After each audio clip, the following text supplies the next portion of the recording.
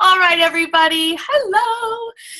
It is Tuesday, October 10th, and today is one of our Lunch and Learns for October. And I thought that it would be a great time for us to do a Go Giver challenge. Some of you have done this, some of you that have been around for a while may have done this once or even twice with us before, and this will be somewhat of a review. And others of you are brand new and have never heard of this before. So I just feel like, things are not great in the world right now, between storms, weather, now we added on fires, shootings, you name it. We seem to be getting hit with it lately, and it takes a toll on us. I mean, I feel like all of us are like really nice people. You know what I mean? Like, you don't get in direct sales and stay with it for years and stuff being nasty. So like, and our team is particularly nice. So here we are, like all these nice women and men. And then we like watch the news and I feel like it weighs on us all very heavily. I know it does for me, where there are nights where I go to bed and I'm like, what else could go on? And then something else goes on. And then you're like, what do I do about this? How do I go about my day-to-day life? How do I go about my business in a world that is seemingly horrible sometimes, and what lately has felt like a lot of time? So that's why I thought that this would be a particularly good time of year to do this, because it's a way to help us feel good by helping other people feel good. Because if you're helping yourself feel better and helping others feel better in the process, it's only going to help you in every facet of your life. And this is an important time of year, especially for our businesses. The holidays are coming. People's schedules including our own, are going to start ramping up, because you're not just running your business and your household, but you're going to be running a holiday household soon, which involves, still needing to do some grocery shopping, some gift shopping, or squeezing in your gift shopping and gift wrapping and whatnot alongside, where you have the little kids with you in the stroller, sweating in the mall, and all of this. And that all gets done around the things that all of us already do, right? All of our normal jobs and mothering and obligations to friends and family that we all deal with on a normal basis. And it can be stressful. It can bring roadblocks. And if we don't plan ahead, we're just not going to have enough business for getting us through not just the holidays, but bridging into the new year. So that's where a Go Giver challenge is so helpful. Now, let me just ask you this. Did some of you come on the call today for like motivation, where you're like, I'm going to get on this call and I'm going to get motivated? Did some of you come on for that? Me. I love motivation. Okay, and that's good. And certainly trainings and things like conventions and stuff definitely bring you motivated feelings. But here's the real down low on motivation. Action creates motivation, okay? Mm-hmm. And that's what brings results. So that we see that a lot, especially when it comes to like convention time. A lot of people come to convention because they want to get motivated. And you'll feel motivated at convention, just like you'll feel motivated on this call right now. But if there's no action taken after you hang up the phone or after you get home from convention, then it's nothing is going to be happening for you. So right. That's where we really all have to remember that action creates the motivation, and then that's what brings the results. So no person motivates you, okay? Action that you take is what creates motivation. So that's what's going to start bringing us to our Go Giver here. And if you haven't yet read The Go Giver, it is an amazing book, and it is a fast read. So if you're one of those people, and I can sometimes be like that, I feel like we're all very like, overworked and we're often tired. And when you sit down and start reading, you fall asleep. If that is you, then you simply will not have that trouble with this book. It is a quick read. You can read it in like a day and a half, and you can download it today to a device, or you can get it at the library, or you can buy it on Amazon. If you have Prime, you'll have it like tomorrow. Okay. Oh geez, I have somebody asking me how do they get on. Click the link in the post. Okay, so what this challenge is about is taking small actions, making small movements. It's not about moving a mountain, because sometimes that's what gets overwhelming. You feel like you need to move a mountain to make a change. You feel like you need to change 100 things. And you don't need to change 100 things. You need to make a couple of small changes. And then that's what's going to help you see changes in your business and feel better and do good out there in the world. Because those small changes are going to move you a little bit forward, and that's what brings you the momentum. And that momentum will carry you through the end of the year, which is going to carry you into January. Okay, this is a time of year that, you know, we need to be doing a lot now, so that when we take our little, you know, obviously you're not doing shows pretty much the, you know, Christmas Eve, Christmas Day, that weekend, you're probably not working. You need to have enough business accumulated that you have something to come back to in January. And wouldn't you just love to have that thriving business? You know, our business, somebody needs to be, our business, it really is like a dream. You know, when you work a regular job, you don't get to decide how much money you make. You don't get to decide what kind of hours you work. You don't get to decide that you want to have, you know, extra income. Your salary is your salary. You don't get to decide that you're going to promote, because in regular, you know, jobs, one person gets the promotion when it's available. Everybody else who didn't get it, that's it. You didn't get it. Yet we have all of those things here in direct sales, right? Here at Park Lane especially. We can decide our income. We can decide how much we work. We can decide which days are our days off. We can decide we're going to get a promotion.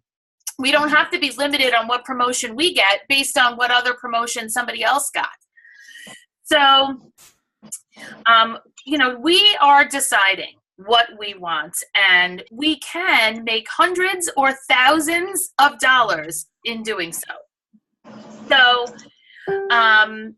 it's funny, Scott always addresses this. If you've ever been to a Scott event, you've heard him do the riff where he says, you know, did you know that there are these people out there every day that get up and go to work at a specific time every day? And that they have to stay until a certain time in the afternoon or the evening.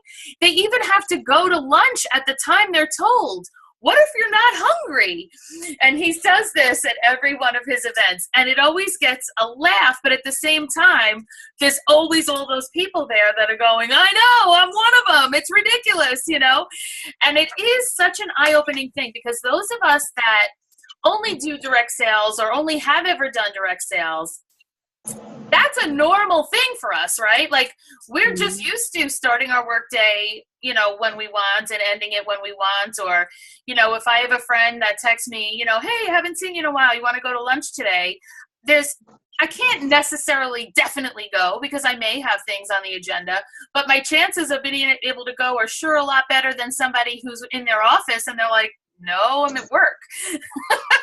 You know, I'm at work too, but I can also decide, well, you know what, if I go to lunch with her now, I can just do an extra hour in the office tonight and catch up on that other thing. Sure, I'll go to lunch. And, you know, so for many of us, doing this alongside that full-time job is providing the flexibility. And I know so many, of course, are trying to do this enough to get away from that. So whatever it is, you know, we just have to remember that this is not something to take for granted. I don't know how much longer I'm going to be able to wear this necklace. Do you see how many times I've had to touch it since we started? This is seriously like, let me try putting it tighter. So it's something that we just really need to not take for granted, and to just keep in mind that not everybody has this. And it's something that I feel like that we get that way about the money too, where we're like, oh, so how was your show last night? It was all right. Like I did like, 400. I made like $100. And we're so dismissive about making $100 when you're around Park Lane for like more than 5 minutes. You're like, yeah, I made $100, whatever. Do you know how hard some people work to make $100? We say that like it's nothing. Like we just had to scrape like a dust off of our shoe that we made $100. Meanwhile, there are people who work 3 days a week at Kohl's to make $100 after taxes, and they stood around at a register the whole time. We make $100 at a show sitting around drinking wine. Nobody at Kohl's is drinking wine. At least not that they can be caught doing. Maybe it's in a flask or something. I don't know. They need wine, but so. And we tend to take these things for granted when we get into one of our like little funks. So I want you to just jot down the 4 stages that kind of take place in direct sales. Okay. Stage 1 is called go for it, right? And this is typically when you're brand new, right? You jump in, you love it, everything's awesome. You're doing shows, you barely know what you're doing, and you're like, oh my God, I made $100, I made $200, and yeah, I don't know. I mean, Summer said it on the last call. I don't have any trouble with bookings. People just book a show, and it's because she's new and she's excited and she barely knows what she's doing, but it's enough to make people feel excited. So they book a show with her. So that stage is go for it. And whether you came here brand new with no direct sales experience, or whether you came here from another company, you go through the go for it when you just joined and everything's amazing. Then sometimes you end up folding into stage 2, which is the doldrums. Okay, and this is like when you start realizing, okay, this isn't quite all roses and unicorns. I'm hearing a lot of no's. There was the rudest lady at my show the other day. My hostess wasn't happy that she didn't get something in her hostess benefits.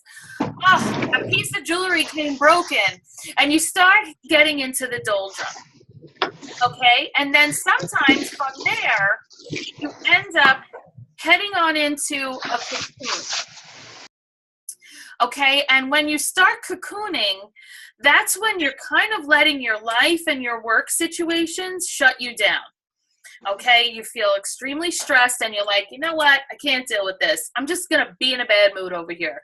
And I'm not answering calls. And when someone does try to talk some sense into you, you're like, no, whatever.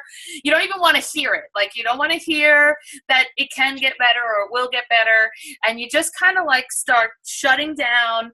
You wear sweatpants a lot. You don't leave the house too often.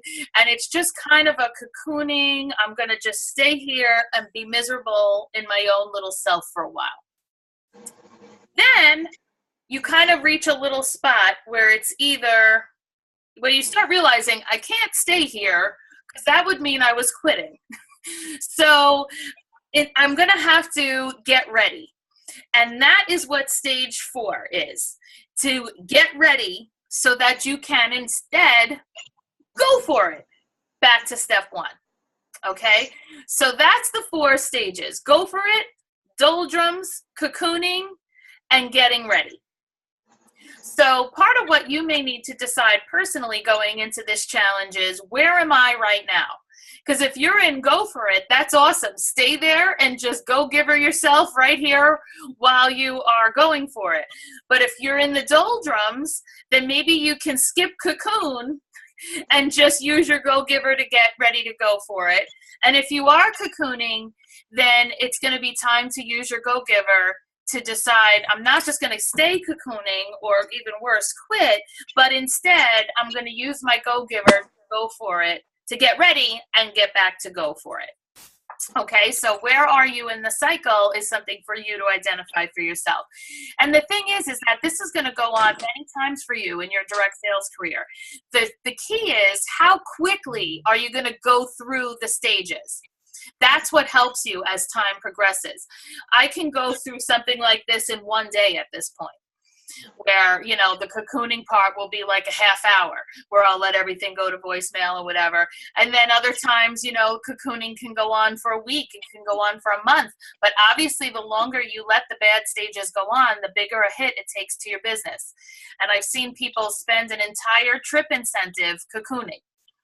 And then here they come out on the other side ready to go for it, realizing that all of their friends are going to Switzerland without them, or whatever trip has been. So I've been in direct sales, girls and guys, for 17 years. If you think I have not been through all of these many times, and some as recently as yesterday, the day before, and the day before that, then, you know, you're definitely missing the point here. I absolutely have.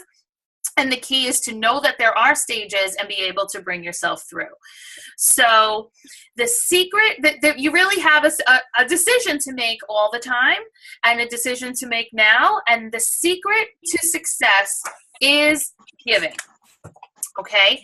And that's the problem really with like the world, is that most people don't know this, and they're just not in the right mindset. Imagine you were like having a conversation with the fireplace, right? And you were like, give me heat and then I'll throw on the logs. Or if you went to the bank and said, give me interest and then I'll make a deposit. Okay, now when you hear it like that, it sounds absolutely ridiculous. You're not going to get from either of those things without giving first. So why do we think we're going to get from the world without giving first? Why do we think we're going to get in our business without giving first? Giving has to come first. And when we give and when we share, it creates success. So remember, what you focus on is what you get. And what you get is what you expect. Okay? So if you expect good, then what you're going to get is good.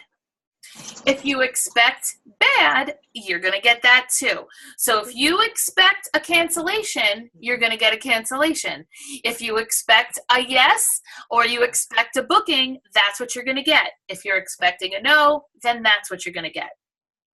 So before I go through the actual Go Giver Challenge, in the book, and I'm not ruining the story for you or anything, it goes through the 5 laws of stratospheric success. Okay, so we're going to take a look at those 5 laws. And even though we're going through all this, I still want you to read the book, because what the book does is it's actually a story in which a man learns the 5 laws through like an experience that he's having. And it's a really interesting story. But here are the 5 laws, okay? Law number 1, the law of value. Okay? So the law of value means that your true worth is measured in how much more you give in value than you take in payment. Okay, your true worth is measured in how much more you give in value than what you take in payment. So let's take the example, and then the book that gives you an example of a restaurant. A good restaurant gives you just enough, an okay restaurant, I should say, gives you just enough food to cover the cost. So just enough food and service for what they charged you, okay? That's an okay restaurant. A good restaurant strives to give the best quality and quantity for the money that they take. But there's still another level, right? A great restaurant. A great restaurant strives to defy imagination.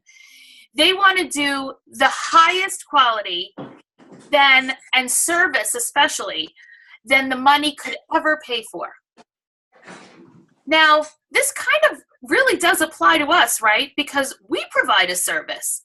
right? Restaurants provide a service, but so do we. We provide a service. So we need to be ready to give and ready to receive. What type of services do we offer, would you say?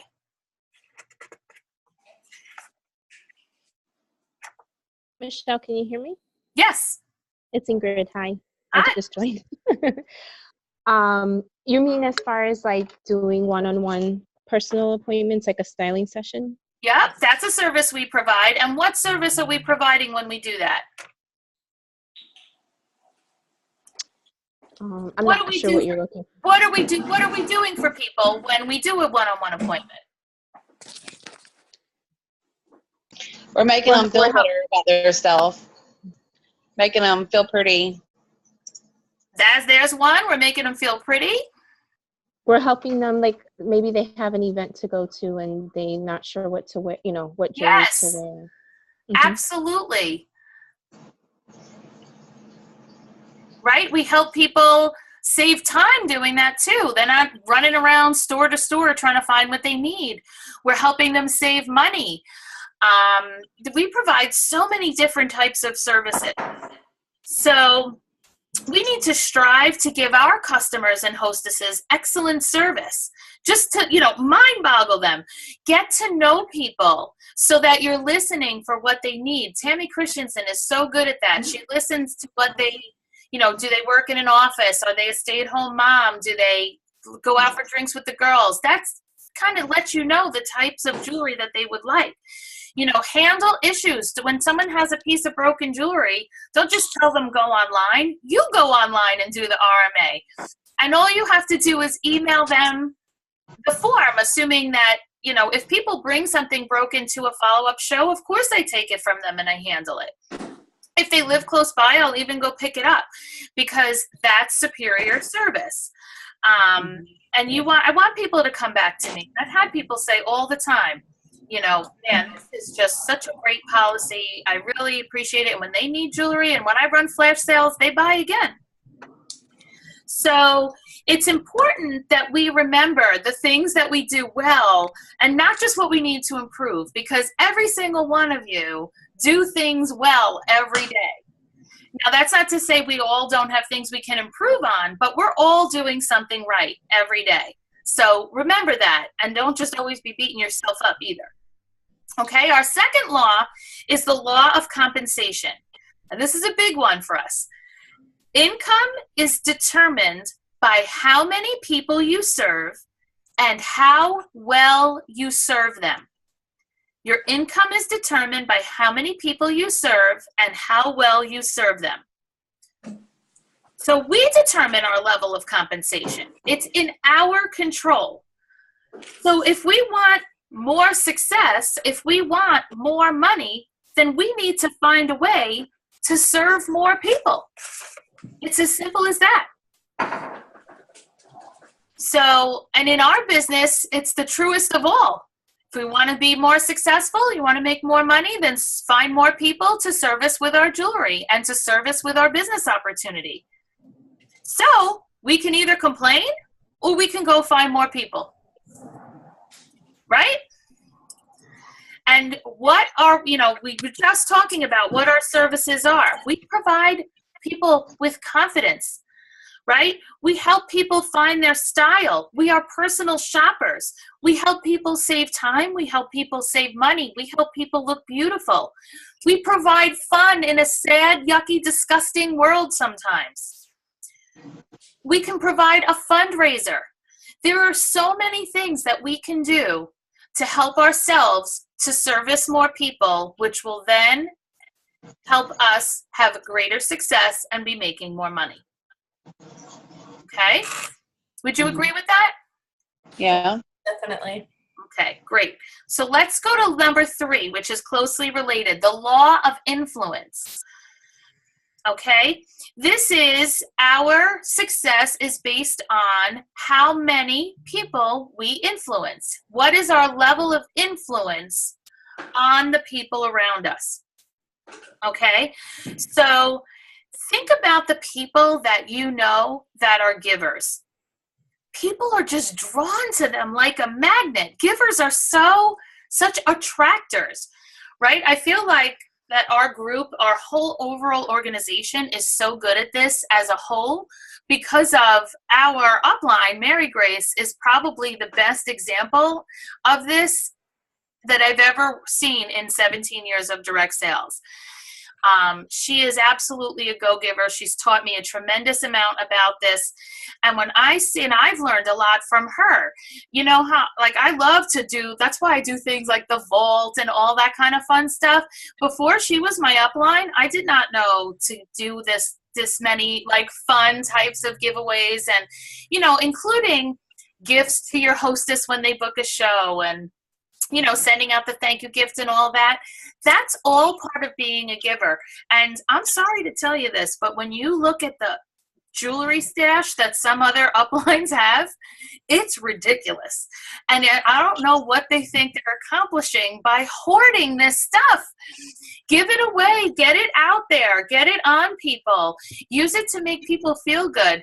Just yesterday, this is where I have to control my temper sometimes, because just yesterday I had a huge problem at my pediatrician regarding my son who's home from college, and they messed something up for like the another time. And now I was at the specialty doctor without the facts that was supposed to come from the pediatrician. I called them guns blazing, but when I got home, I went in there in person. Because it's the pediatrician I've been at 17 years. I don't want to have to leave the office, but if this is how it's going to be, then I was going to. But I didn't go in guns blazing. I sat down with the office manager and I just said, what is going on with the communication in this office? I went through my problem and she apologized. She said I was absolutely right. I did speak to them. Please don't go through that whole, put me on hold. Somebody else picks up. She goes, don't do that. Ask for me, whatever. And then she compliments me on my necklace. Well, what do you think went on from there? I gave her the necklace. I thanked her for fixing the problem. I thanked her for letting me call her directly in the event that I need anything like this in the future. Then she asked me for a book. She says she loves jewelry and we're going to be best friends now and she can't wait to have a show. Now, if I had gone in there like yelling or causing a scene, she wouldn't have cared if I had an all diamond necklace on. That wasn't going to happen. So I just try to remember to keep these types of things in mind. And I could have just been angry and been like, yeah, thanks. I love my necklace too. And just walked out. Right? So your law of influence, be a giver. And the fourth law is the law of authenticity, okay? Please remember this one. The most valuable gift you have to give is the gift of yourself. So keep this in mind. Reaching a goal that you have is about 10% skill, and 90% of it is your people skills and how good you are just being nice to people and listening and just being there for others. So the foundation of people skills is what you like, what you care about, that you like, you know, that you listen to people, that you care about people. But it really starts with you and who you are. So remember this, everybody. What you're out there offering is you. Okay, so are you being you? You know, when you do your shows, are you trying to be someone else or are you being yourself? Because I know that we sometimes want to get the skills and the words that somebody else may use, but at the end of the day, that show and that experience that people get need to be that of you. So if you are a good listener, you're on the quiet side, that's okay to be like that at your shows, because what people will appreciate about your kind of a show is that it's not overwhelming, is that you listen, you put the right jewelry on them, and they leave with a beautiful set of jewelry that they feel someone paid attention to. If you're someone that's funny and boisterous, then be that. and make your jokes, and people will laugh, and they'll pick up some jewelry along the way. Whatever it is about you, be you. And again, like I was saying before, sometimes you think we aren't good enough. And I promise you that you are good enough. And what you have to offer, people want. You know, you see it again, I was mentioning this earlier, in the brand new people. So often, brand new people don't hardly know anything about the business. But they do know that they're having fun and they love it. And people are drawn to that enthusiasm. So just enthusiasm is key, you know, and people don't see this out there in normal jobs. Like, this is our job, right? Those of you with normal jobs or that had jobs, are people that happy at your job? If they are, that's awesome. And you have a great job if that's the case. But from what I see on Facebook, that's not what's out there. People are dreading Monday. They want to kill the person next to them in the cubicle next door. You know, if that's the case, if that's what people's everyday is like, then imagine what a refreshing change coming to your show is. Right? Coming and having a glass of wine and enjoying themselves and seeing someone else who's enjoying themselves at work. That is a refreshing change. So you have many talents and many skills to use. So just go out there and use them. That's the law of authenticity. And then the fifth is the law of receptivity. And this can be hard for people. The key to giving is to also stay open to receiving. Because when you give, it always comes back. It may not come from the same place you gave it, but it is coming back to you. And you need to be open to receiving it. And that can even be something so little. Think of when someone pays you a compliment. Do you tend to shut down the compliment? You know, oh, Michelle, your hair looks so cute in a ponytail. Oh my God, I didn't feel like washing it today. And so I just did a greasy ponytail and figured my earrings would take away no, that's not what you say. You say, oh, thank you so much. I was kind of in a rush this morning. I'm glad I pulled it off. You know, something like that. Thank you very much is how you receive a compliment. When you receive a compliment, I want you to receive it. Because remember, when you shut that person down, oh, that outfit looks great on you. Oh, I hate this outfit. I look so fat. You know what that basically you said to that person? You don't know what you're talking about. Okay? They tried to pay you a compliment and you told them they were wrong. They're not going to pay you a compliment again. And in fact, they're going to hesitate to pay someone else a compliment on top of it. Smile, say thank you. That's one little tiny piece of the law of receptivity. You may give something, and it may be a Park Lane thing that you've given or done for someone. They might mention it in their office. Someone in their office may come to you with a show. I may ask someone that they want a fundraiser. They may not want it, but when their friend needs fundraising and they think their friend would like that, they're going to send them back to me. Okay? So that's something that's like the law of receptivity. So that's what brings us, everybody, to our Go Giver Challenge. This is a challenge we're going to do every day for at least a week. Okay? So it's 5 little things that you're going to do every day to help yourself move forward a little. Okay? So you ready for your 5 things? Number 1, do something nice for someone using Park Lane as your vehicle. Do something nice for someone using Park Lane as your vehicle. That can be something like putting a message on your Facebook or on your group, on your VIP group. Please comment below with someone who's done something wonderful for you. I would like to send somebody a gift today to spread some joy in the world. And let everyone share. You know, Jacinta did this on her page recently for Thankful Thursday, and all these people wrote all these nice things. My mother-in-law, blah, blah, blah, my sister, my aunt, my neighbor.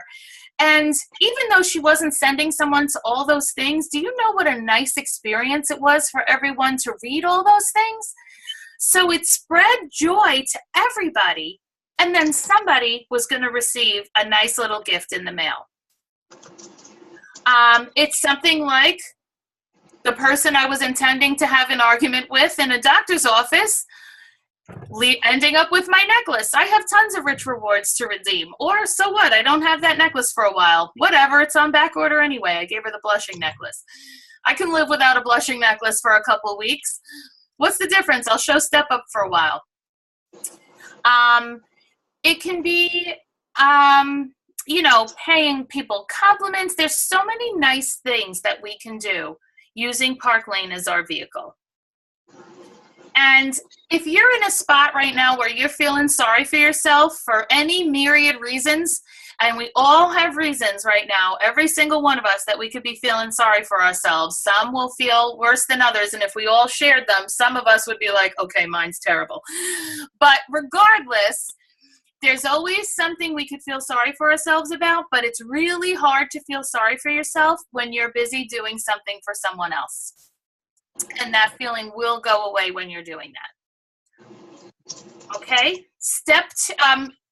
Part 2, Go Giver Challenge number 2. Read or listen to something motivational.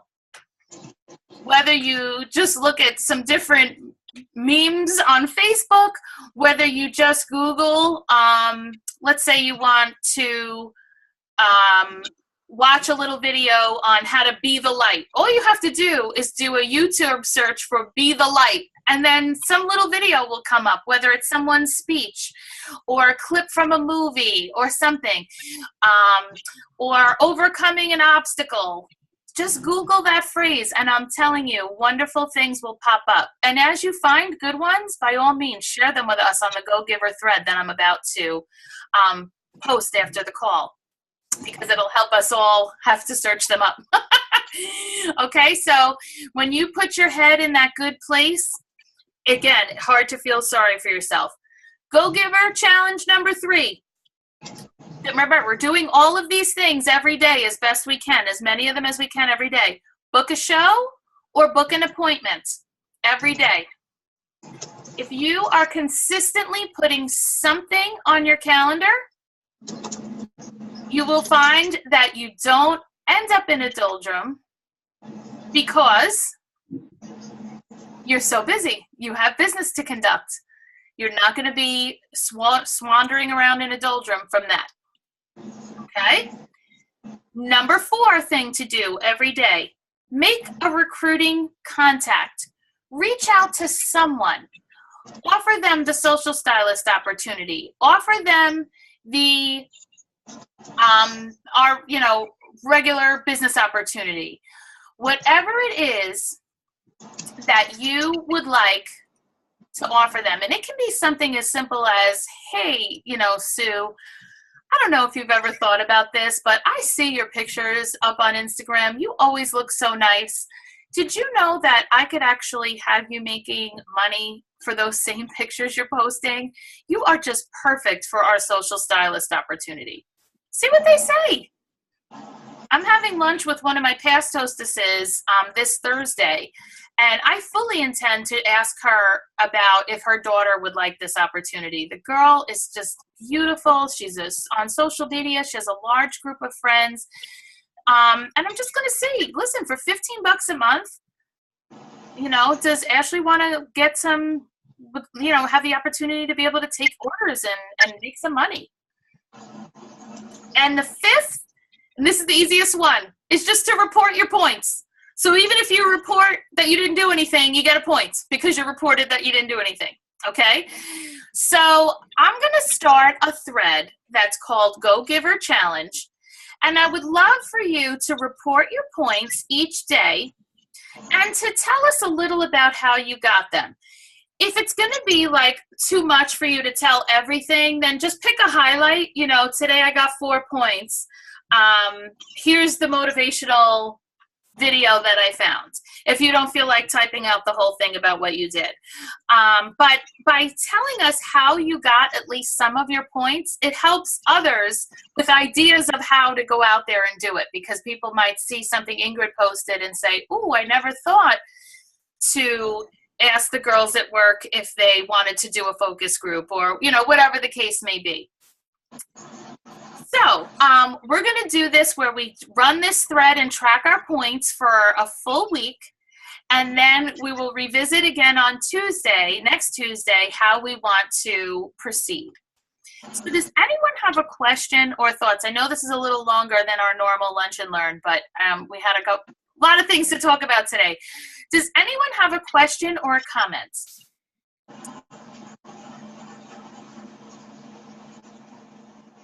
No, I'm just ready to get started. Well, that makes me happy. Is anybody else excited to get started? Give us a wave if you're excited to get started. All right, good. I put it back on Brady Bunch. Okay, good. Hey, Michelle, I have a question. Yeah. Okay, so I've got a couple friends that I'm working with, like for instance, Jen.